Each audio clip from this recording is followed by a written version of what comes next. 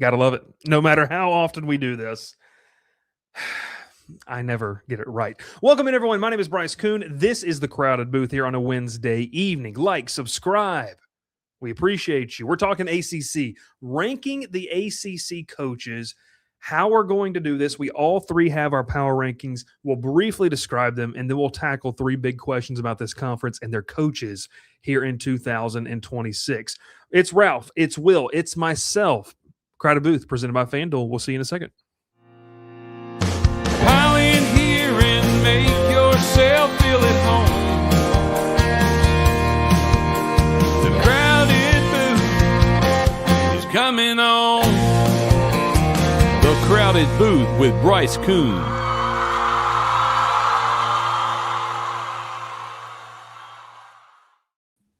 All right, welcome in, fellas. As always, I tend to forget to unmute myself. Every time. It's almost like there's a button at the bottom of the screen where I could hit unmute and we can fix it. But anyways, it's neither here nor there. We're here live on a Wednesday night. We appreciate you tuning in, whether it's live or after the fact, on those YouTube platform, on the Spotify, on the Apple Podcast. Continue to grow those numbers. We appreciate you as we're in the midst of list and talking season as we get ready to talk about the ACC here tonight. And Will, it's going to get bloody. It's going to get brutal. And there are some things when you look at the middle of this conference, it's very hard to separate some of the names from the rest of the group. And I think that over the past couple of years has just really embodied what this conference truly is at this point.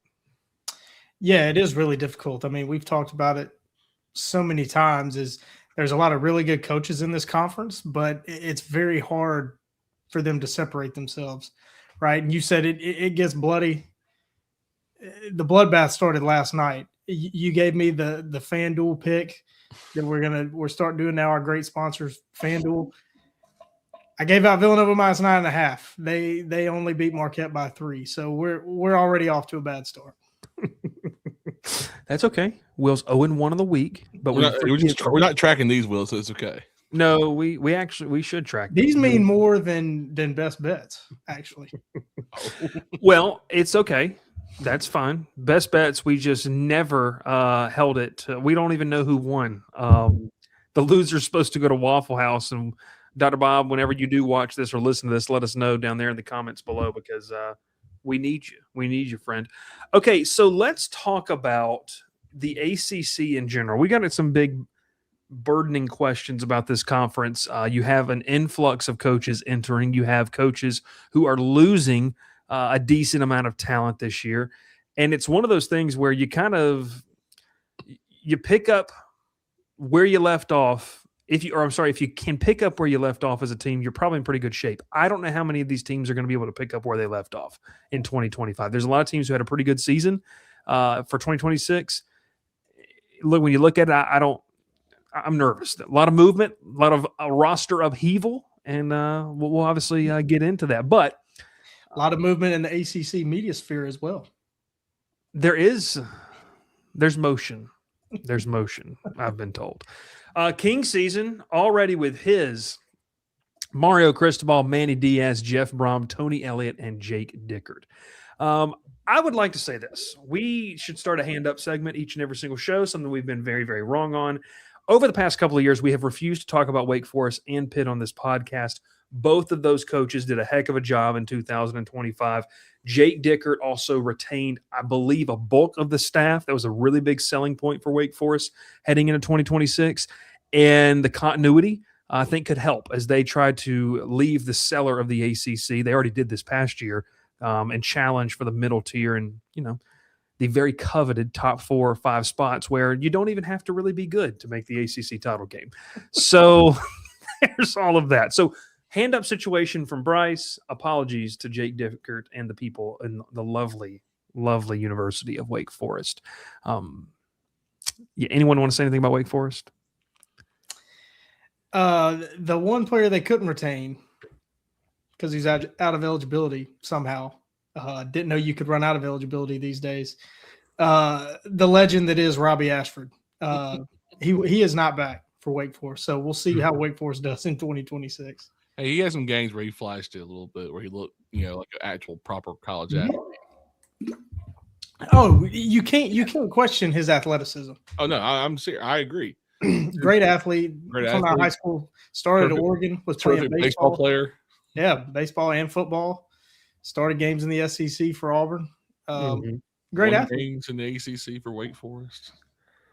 Where Is there was an he before 18th Wake? spot for Brent Key? No. Sad. It's sad. Apologies. I have gotten 2 messages, by the way, on Twitter or /X. We are having some technical difficulties over there. So we'll obviously head over to YouTube if you can't find it out, but we'll figure that out there as well.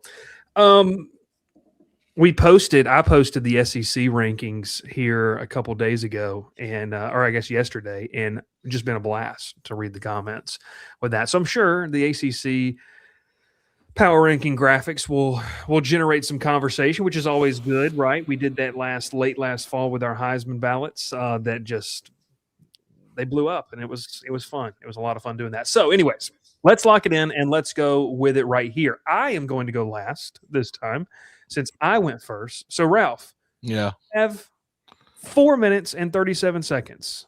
Let the people know what you're rolling with here, as you have the ACC head coach rankings per Mr. Ruff Leary. I'll just go ahead and say I think all 3 of us have the same number 1. I think it's pretty obvious. The guy who made it to the national championship runner-up, Mario Cristobal, easy number 1. Great season this past year. Kind of lost a little bit in the on the road to SMU and at home against Louisville. 2 games they probably should have won.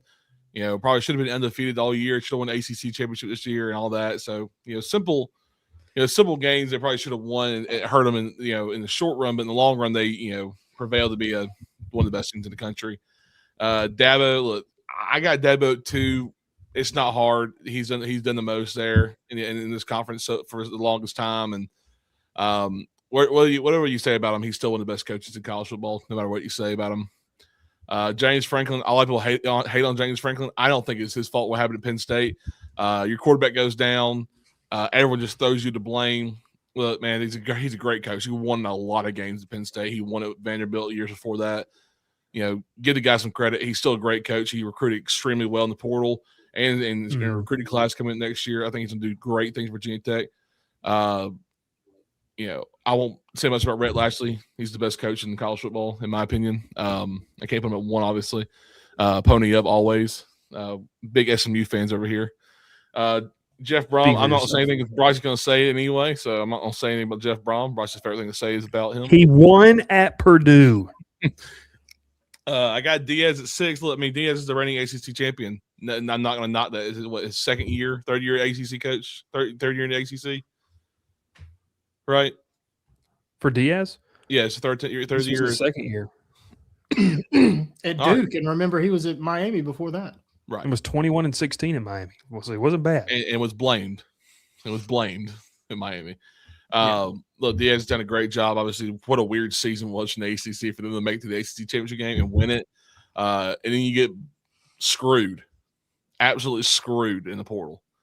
I mean, that's some of that should not have happened at all. I think with the Mendoza situation, or not the Mensa situation, should not have happened. He shouldn't have been allowed to transfer out, all that, break the contract, whatever it is. Narduzzi has been slowly making Pitt into a good team again ever since Kenny Pickett was there. They're just kind of slowly getting back into that team again, where they just kind of win 9 games, 10 games, and compete for an ACC championship game again. Tony Elliott, turnaround season. Congratulations to them. I hope they can do it again. Probably won't. 9 through 16. I'm not going to talk about anything about 15 and 16. But Bill O'Brien is probably just a tenure there. It's just going to end sooner or later. They're going to hire some young guy to take over and move on from Boston and make Boston College good again, maybe one day. We're going to hire Luke Kuechly and Matt Ryan to run that team one day. No. That's not happening. Matt Ryan has a home. Yeah, I'll skip Dave Doran. I mean, look, he's the longest tenure coach in the ACC now. I would think so. Yes. Maybe Dabo. Yeah. Narduzzi. I think Doran's got both of them beat. I think. Look, Brent Key. Look, great season last year. Obviously had a chance to go to Charlotte. Didn't make it. Kind of lost some games you definitely shouldn't have lost. You lose a lot in that graduating class, a lot in the portal. You didn't really gain anything in the portal. As someone said in their Discord, has he woken up from hibernation yet? I said that. I texted. Will said that. Will texted that. Is he woken up from hibernation? I don't know. I should have added you. Will, I apologize. Dickert, Bryce said it best. It's an incredible turnaround at Wake Forest. I'm happy for him. Happy for this team. They were fun to watch, especially that bowl game. When they beat Mississippi State, they blew them out. And then they had he got the very liquidy mayonnaise dropped on him, which is disgusting, by the way. Norvell, Belichick. Look, Norvell obviously has an ACC championship game, but the last 2 seasons has just been absolutely disgusting by them. You lose your offense coordinator. The only reason you probably won games last year. You're welcome, Will. A college football Hall of Famer, by the way. Yeah. Mm-hmm. Belichick, look, I don't know what's going on at UNC. He may last another year. I have no idea. He's a Hall of Fame NFL coach. He's not a Hall of Fame college coach at this point. So I'll end it there. I'm not talking about Pritchard. There's nothing to talk about him. He's just Stanford. Andrew Luck hired him as the director of football, whatever his title is there. I don't even know if that's considered the head coach up there. So, but yeah, I mean, look, kind of going through your list, I think a lot of it is similar to kind of what we have. There is some changes with some names. I like your placement of Jake Dickert because there's guys that are more proven. Can he do it year over year? Can you find that success at Wake Forest again? That will be what's really, really interesting. So there's Ralph's rankings. Once again, I'll run through the names if you didn't hear it. Cristobal, Sweeney, Franklin, Lashley, Brom, Diaz, Narduzzi, Elliott, Doran, Key, Dickert, Norvell, Belichick, Fran Brown, Bill O'Brien, Tosh Lapoy, and Tavita Pritchard. All right, next up, here we go.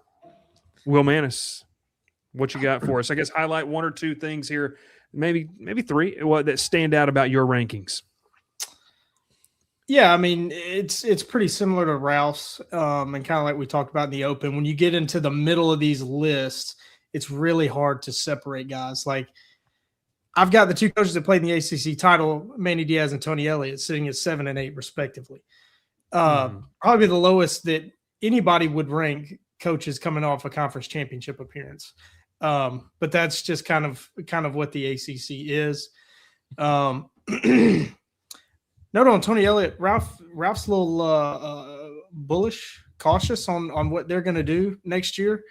Of course, found lightning in a bottle with Chandler Morris, but bringing in 2 experienced quarterbacks, Eli Holstein transferring from Pitt, Bo Perbula coming from Missouri. So at least some names in there in the quarterback room for Tony Elliott in 2026.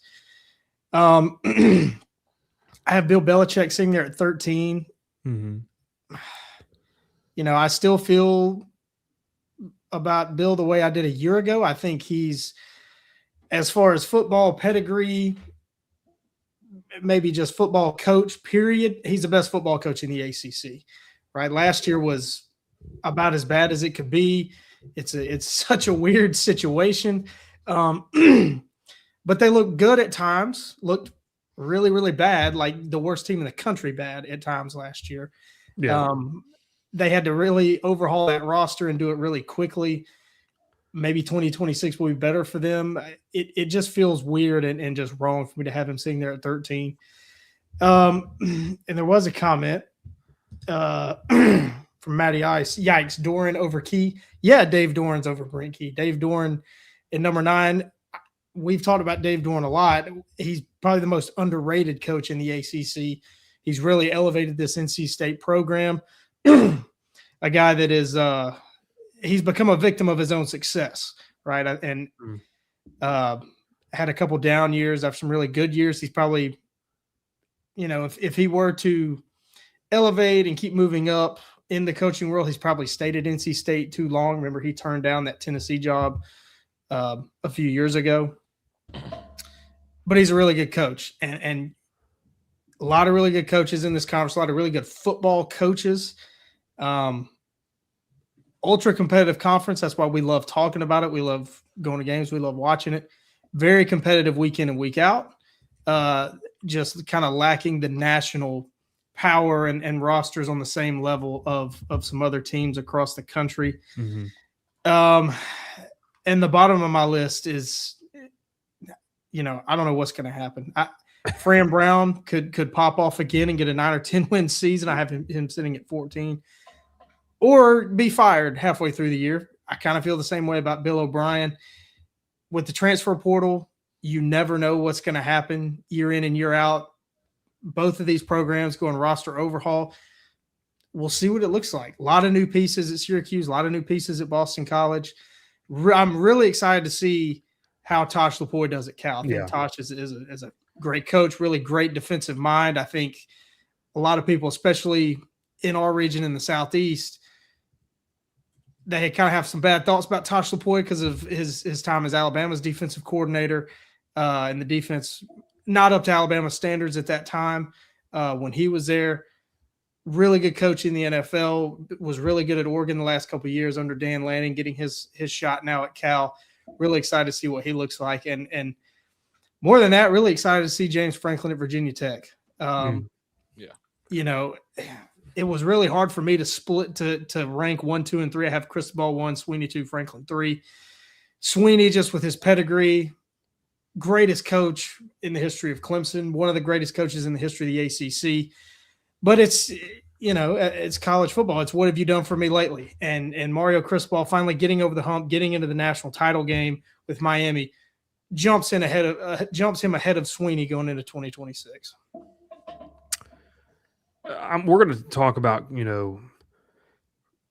players that you can look at and how they turn into coaches, right? It's been a conversation a lot on this podcast about, Brent Key at Georgia Tech. Tosh Lupoi, a guy who played at Cal, has served on Cal's staff with a messy exit. If you guys remember when he left, when Sark hired him at Washington, he took at that time, several highly rated recruits with him that were committed to Cal over to Washington. So it's one of those things where, man, like Lupoi, when you get truthfully for me, like on your list, Will, 13 through 17, you talk about like upside. Tosh Lupoi to me has the best upside of that group. Fran Brown has been at the top and at the bottom, right? And I think King Season said this too, and this is very, very true statement. Brown had a season. If Steve Angeli does not get hurt in that Clemson game, there's no and I know we can play ifs and buts all around, right? But we all know how important the quarterback position is. And it was obvious, and I love the kid to death. Ricky Collins wasn't ready. They had walk-ons there as well that they tried to play. Like they did not have power 4 caliber. And I think he says it hits it right on the head, like nail on the head there. That's totally true. I don't think they'd have won 10 games, but could they have won 6, 7, 8 games and continue to build off of that impressive year one? We'll see. So that's Will's list. I think mine is actually decently different from y'all's. GT fan 1367. We'll get to this one here in a second, so I'm going to start that. Here is mine. Or go ahead. Oh, you said what does he want at Purdue? That's all he won at Purdue. He has an ACC title appearance too. Austin Ball, they keep behind Norvell's rage bait. Well, here we go. All about here's my rankings as well. Here we go with this. I have Brent Key the highest out of the three of us. Noted Georgia Tech hater Bryce Kuhn, enemy of the program, with Brent Key at 8. And really and truthfully, I wanted to kind of start there with this because I feel like out of the coaches that haven't made an ACC title or won one, and then obviously excluding James Franklin, because I just think that James Franklin is a heck of a football coach and is going to do well at Virginia Tech. I think that Brent Key, for me, has the biggest line of consistency. Now, him and Dave Doran are very comparable, right? North Carolina State fell off a little bit in 2024. Doran, with the help of C.J. Bailey, looked really, really good this year at times. I think Doran's a really good, solid coach. Brent Key's trajectory, I like it a little bit better. He's a little bit younger.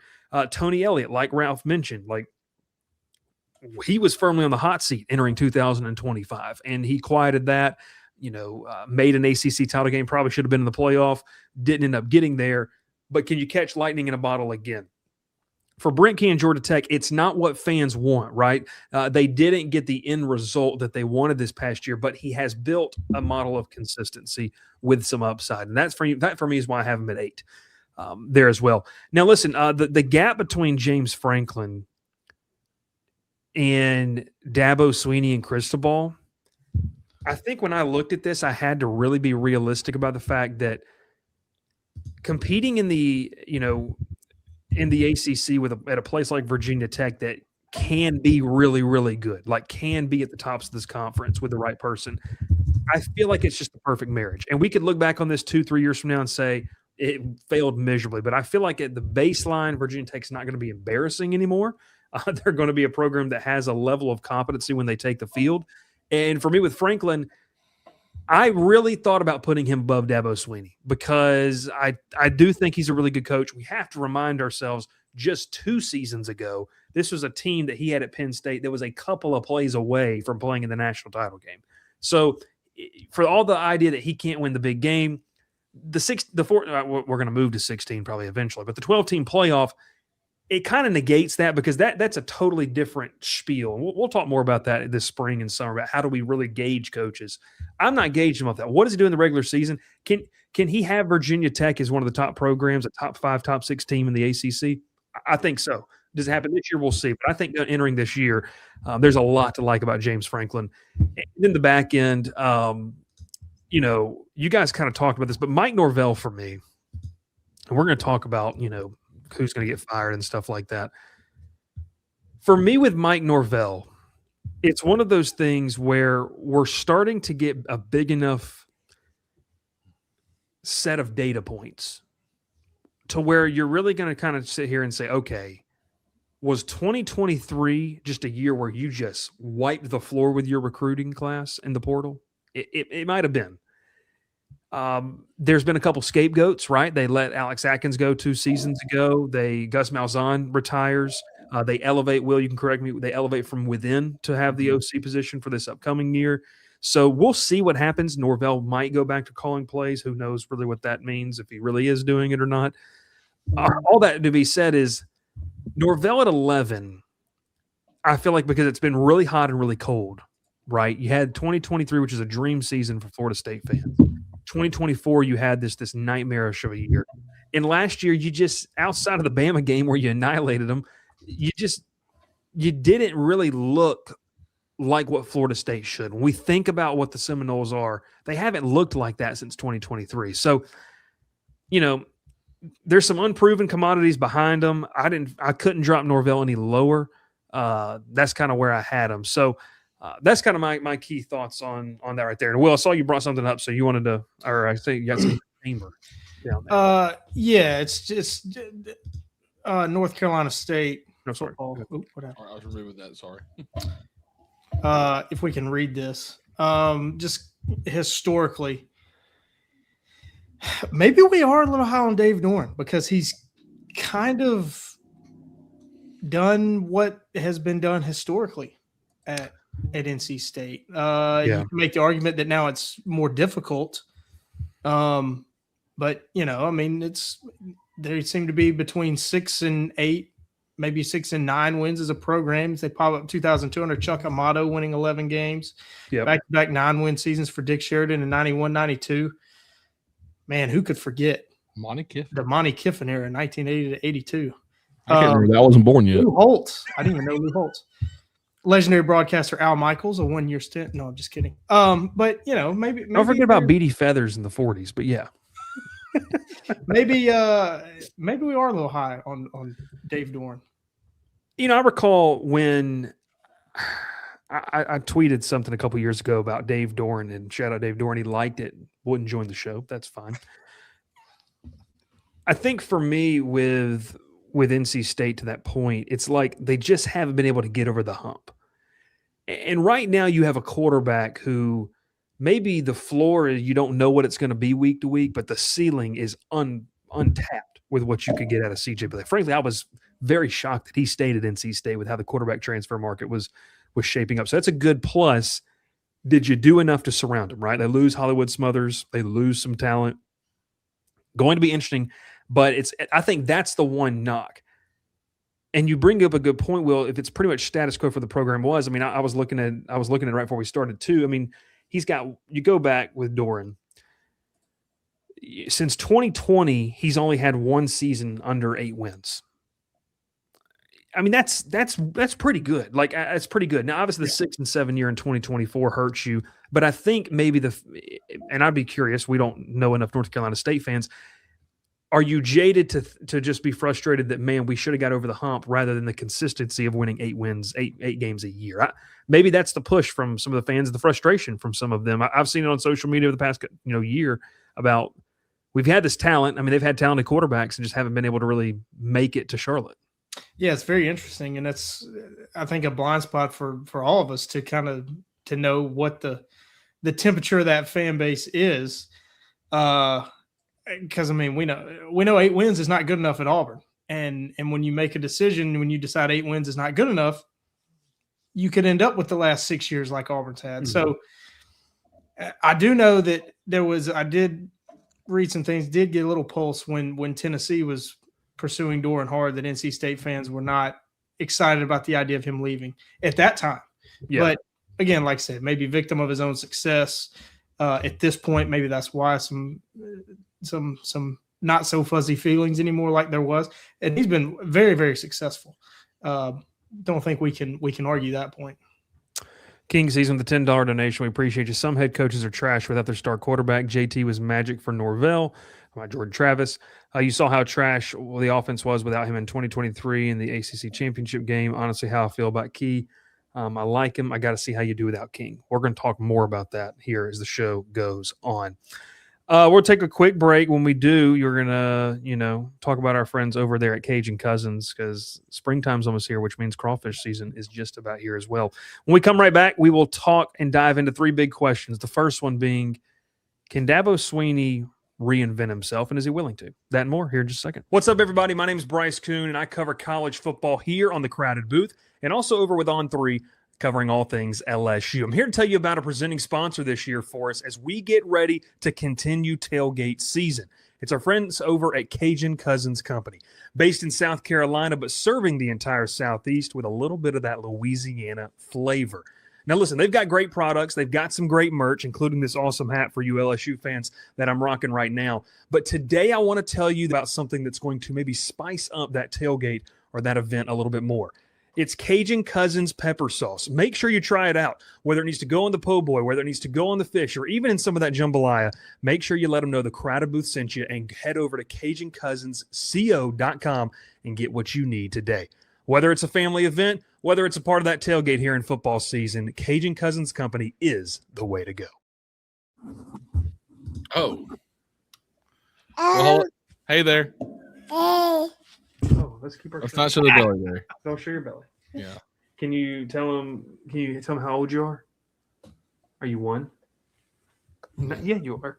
Hey, Eddie, can you say go dogs? Oh, don't say it. You'll make them mad. Say bye-bye. Yay! Okay, bye. Love you. Okay. All right. So, anyways, we'll see how long it takes. Right. Bye. See you later. Bye. Yeah.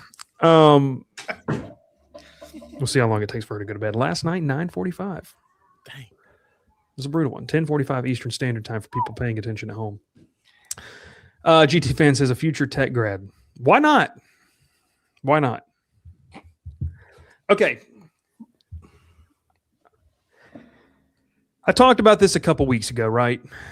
And I think that one of the biggest things when we look at this is, obviously we saw what happened 2 weeks ago with Dabo Swinney kind of, I guess, calling out Pete Golding was the best way to put it. And a lot of people took issue with kind of how I put it and things like that. And obviously at the time, I was covering LSU, so people were like, what was your problem?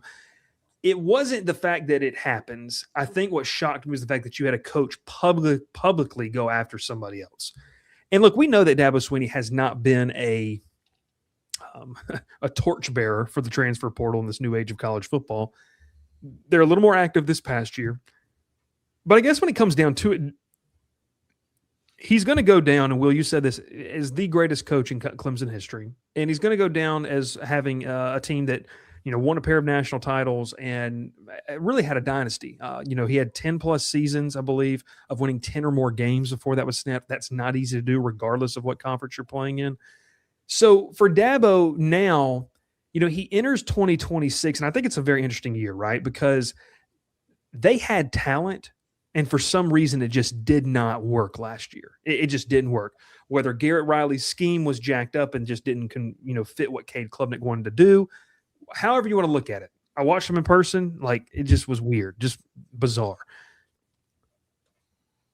If you don't reinvent yourself now, if you're this offense and, you're Dabo Swinney and you're Clemson in general, I really do worry about how much longer you can claim as one of the ACC's darlings. And I really, kind of worry how much longer Dabo Swinney has a job. I don't think it's going to be easy to push him out, but I think that conversation would really start to kick into gear if they went 7-5 or 6-6. But to stay at the top of a conference that, look, let's be real, it's not elite at what they do. It's challenging, and it's week in, week out. There's good games, but it's not a gauntlet.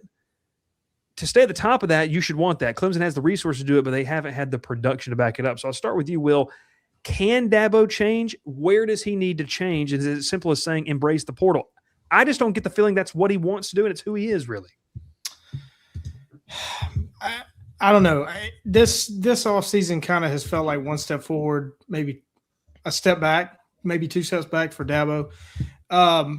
He's changed a little bit. He has embraced the portal. He brought in a small portal class, but potentially, some big names. London Merritt, probably the crown jewel of his portal class, the edge coming from Colorado. He brings in Marcus Strong from Oklahoma to beef up that defensive line. Brings in Columbus native Courtney Kelly from the University of West Georgia. How about that? There you go. Going from West Georgia to Clemson.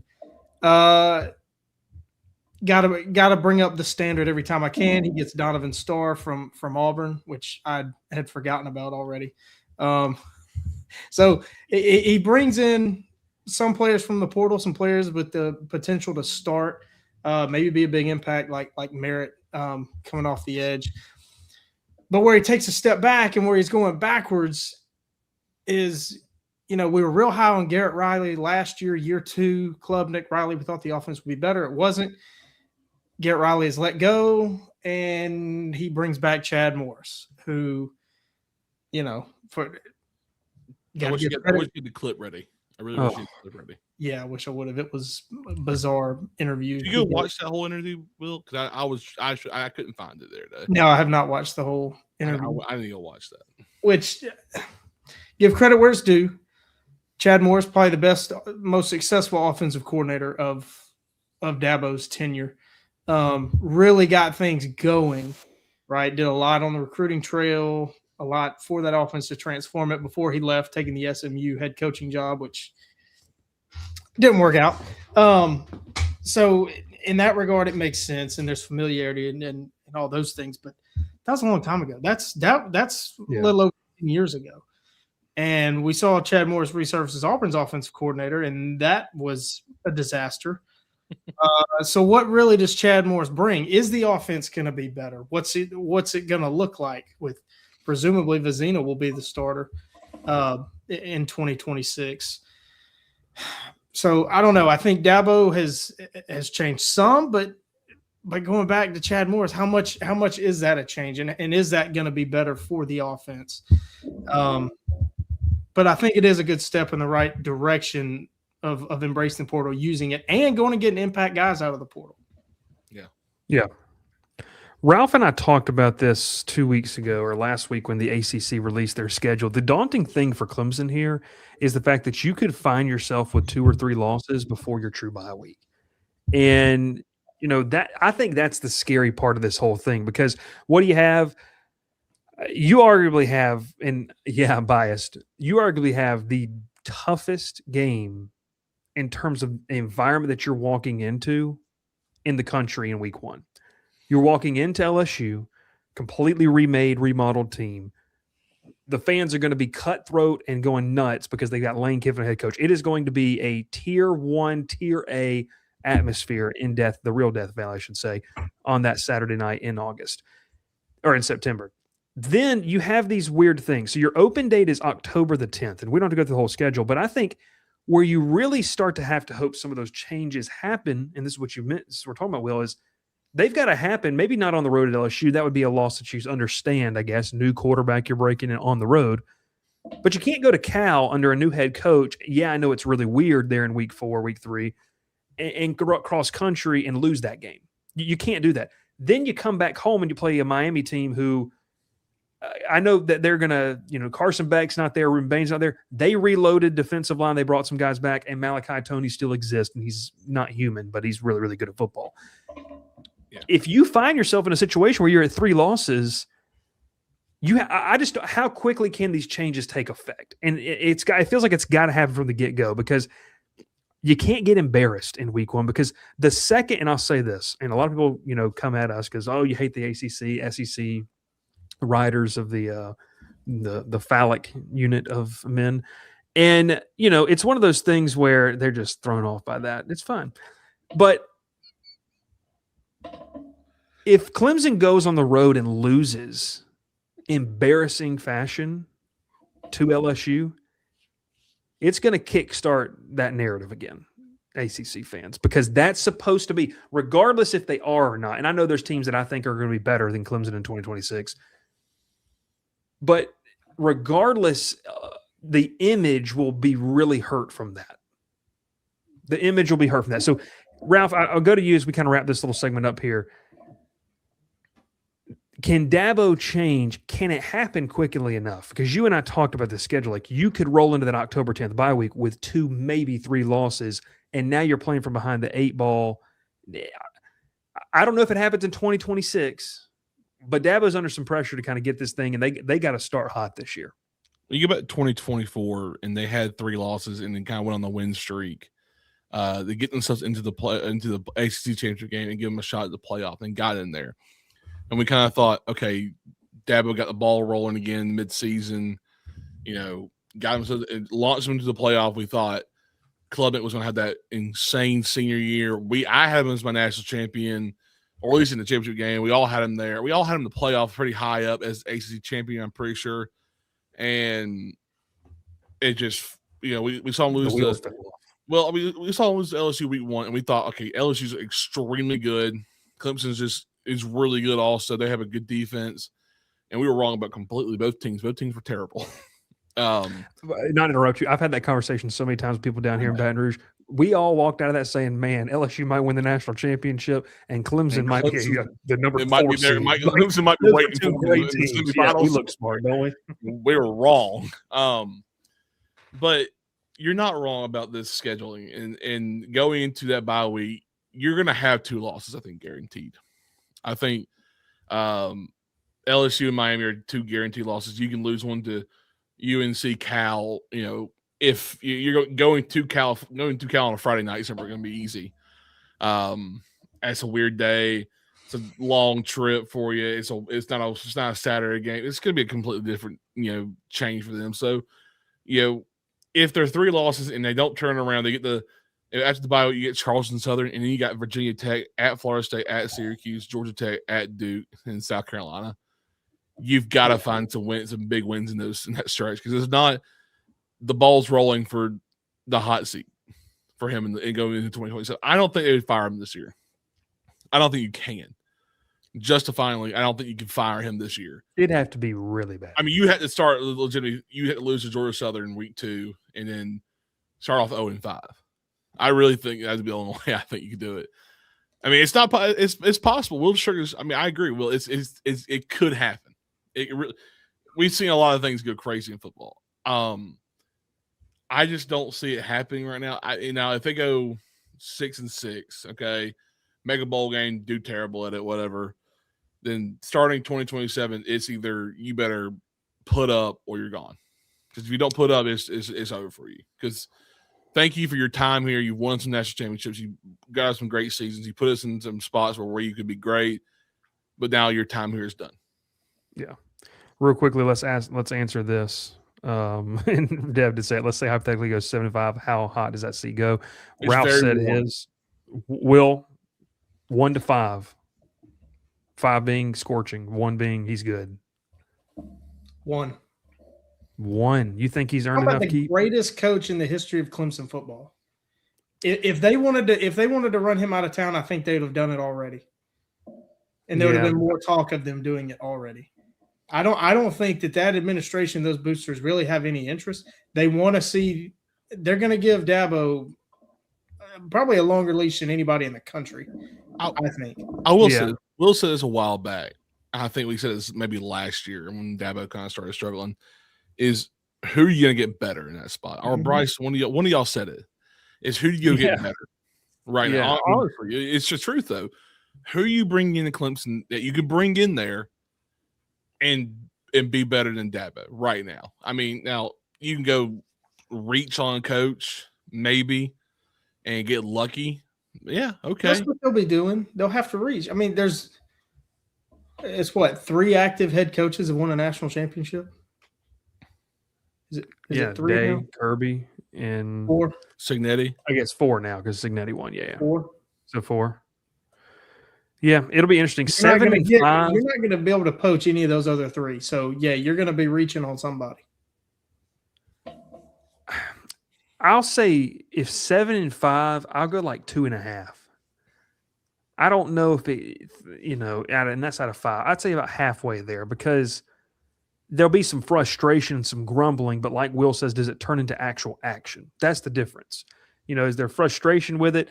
We'll obviously see. So interesting stuff. Can Dabo change? We'll go from there. All right, next thing we're going to talk about here. Let's each give real quickly a rising coach for 2026. I will go first. We talked about it a little bit already. Really excited to see what Jake Dickert does in year 2 at Wake Forest. It was a hire that I think a lot of us kind of scratched our heads at. We didn't really know. Remember, he had only been at Washington State for a year, had John Mateer over there, and they had a successful season. Comes over to the East Coast, and they were competitive. And look, that's a place that it's a very small fan base, a very small school with what they're doing. But he retained a lot of the talent in terms of his coaching staff for 2026. I think that's what excites me to see what he can do. Continuity is very rare. So a rising coach in 2026 for me is Jake Dickert. When you go back to my rankings, and I'll pull them up right here, can Dickert rise above 12? I think he's a candidate to rise above 12 this season and make a move. Could he make a move into the top 10? Heck, with a big season, we'll obviously see. So that's mine. Real quickly, Will, who's yours rising coach for 2026 on your list? I'm going to take the one that I know Ralph is not going to take, and everybody's going to be on me about it.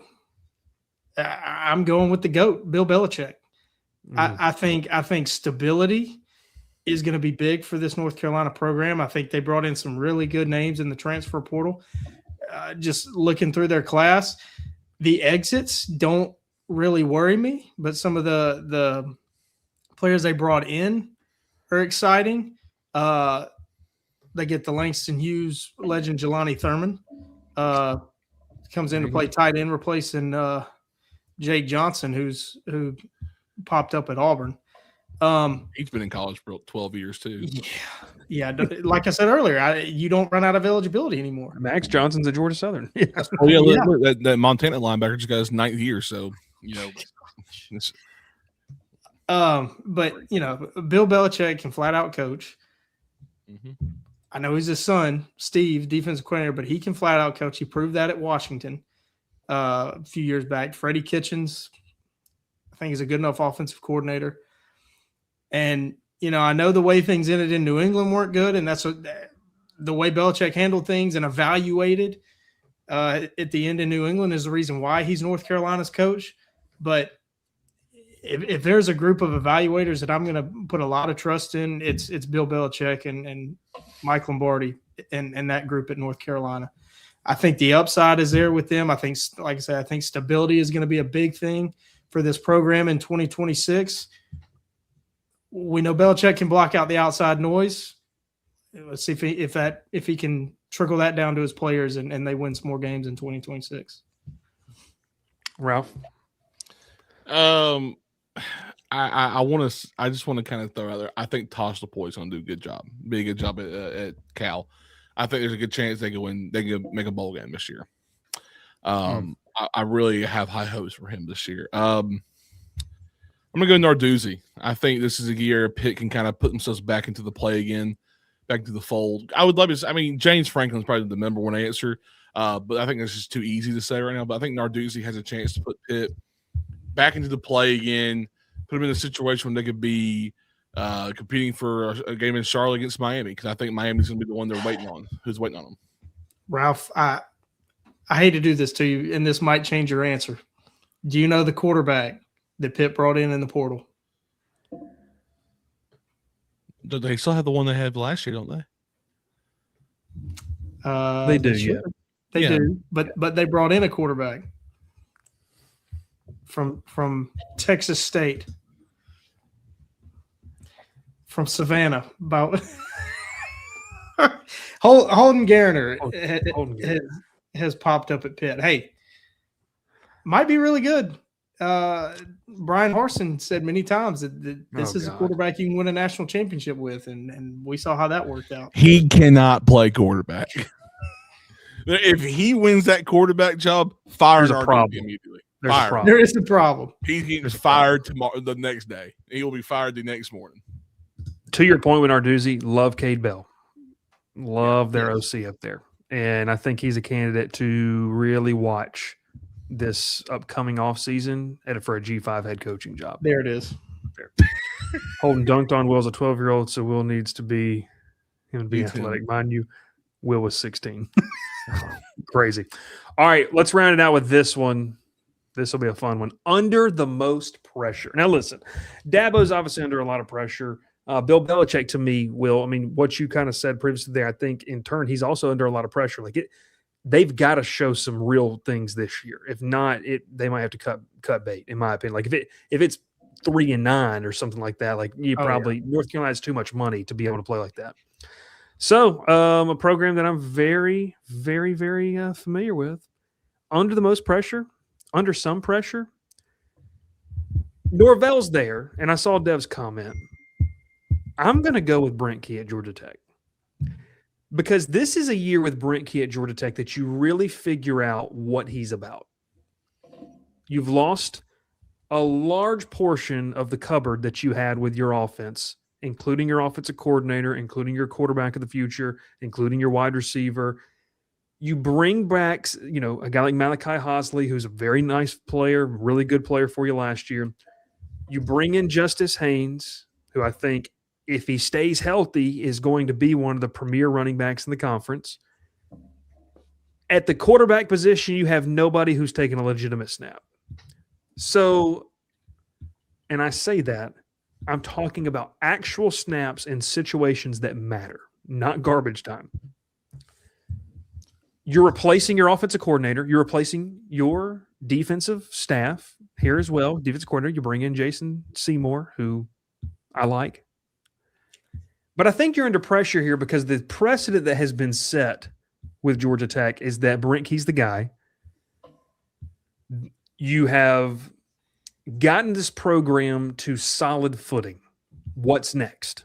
And a lot of these fans are hungry because they got a taste of it after an 8-0 season last year and ending 9-4. It was unacceptable. They couldn't stand it. They lost key games, and they got embarrassed. And, Will, you were there in one of the best home environments they've had in some time. That is the need to put pressure on Brent Key and this Georgia Tech program in 2026 because you've got to show some type of either we can get to 8-9 wins again or we're going to improve upon that. Anything below 8 wins, and this fan base is going to be concerned about, did you just but just have the right situation for a couple of years? So the longevity of Brent Key, I think, is going to be determined a lot in 2026. So he's my coach. He's under a lot of pressure. Look, you have some marquee games to start of the season off, right? You've got Colorado. Julian, Lewis is going to be the quarterback, we believe, for Colorado. They're coming to Atlanta. I don't know anything about them to tell you if they're really good or not. But you got Tennessee coming into Bobby Dodd, and it's a Tennessee team we talked about on Monday has a lot of questions. That game could will set the tone for the rest of the season on what you are. So to me, Brent Key's up there. He's got some pressure. Who is he without Buster Faulkner and without Haynes King? And we're going to figure that out fairly quickly in 2026. I think that Colorado game is going to set the tone. you'll have to remind me the name. The new tight ends coach, the high school coach from Georgia. Oh God. If you wouldn't have asked me, I could have told you. But yes, Yeah, I know. yeah. Uh, He's from Gainesville High School. Yeah, Yep. used to be in Alabama, and then Him. went the trip to Gainesville. Yeah, Seeing some videos from him, getting a little bit taste of his personality. I would imagine, and being a high school coach, he's at least had, you would hope, especially as a Tech fan, Josh Niblett. Josh Niblett. That's Yep. it. He's had at least a conversation with Brent Key. Might be something there. Maybe I'm grasping at straws, trying to create storylines, but we'll see. I mean, if you drop that game to Colorado, who you on paper should be better than that, and then with Tennessee coming in, who on paper is probably better than you are. So, I mean, things could go downhill quickly for Georgia Tech in 2026. Yeah, I think it'll be interesting to see the pressure of what he does. That's my pick. So, real quickly as we round the show out, Will, who's your pick? I'm gonna go James Franklin. A lot of hype, a lot of talk, big name, big portal class, poached a lot, and recruiting class, poached a lot of players from Penn State, his former program. Expectations are high at Virginia Tech. So I think that's where the pressure is. Certainly, I don't think any record would have him fired. 0-12? Maybe 0-12. No, I'm just kidding. Maybe 11. that would be unprecedented. Yeah. But I think there's a lot of pressure. You got to get off to a good start, get some momentum in building up that program because, we hadn't talked about him much tonight, but this is a guy that we all think might be the best coach in the ACC. If they're not in Charlotte for the title in 2026, you better believe they're going to be a lot of people's favorites to be there in 2027. So I think James Franklin is I know it's year one, fresh start, but I think there's a lot of pressure there, a lot of expectation. Ralph, who you rolling with? I got kind of a weird one, and I was kind of thinking of who I wanted to say. I'm going to say Mario Cristobal because I want to say, can you do it again?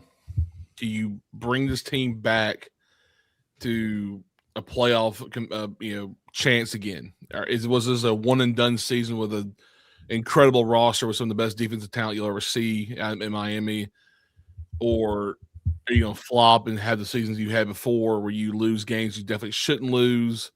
And you should kneel the ball, but you don't kneel the ball, and you end up fumbling the ball, and you lose the game on a last-second touchdown. Are you gonna have moments like that again? Yeah, it's kind. I know it's a weird one. It's a stretch, but I think it's not enough pressure to get him fired. It's the pressure is this can you keep up where you were? Like, can you be a consistent player? Was it a one and done season where we got the highest, the first we can ever get is the national championship game, but lose it, or can we keep going back year on year out? So. I don't know. That's just one. The ACC. I wanted to say Tony Elliott because I think if you don't have a good year this year, I think you're in that seat. Yeah, I'm with you. Brent Key for me, James Franklin for Will, and Mario Cristobal for Ralph.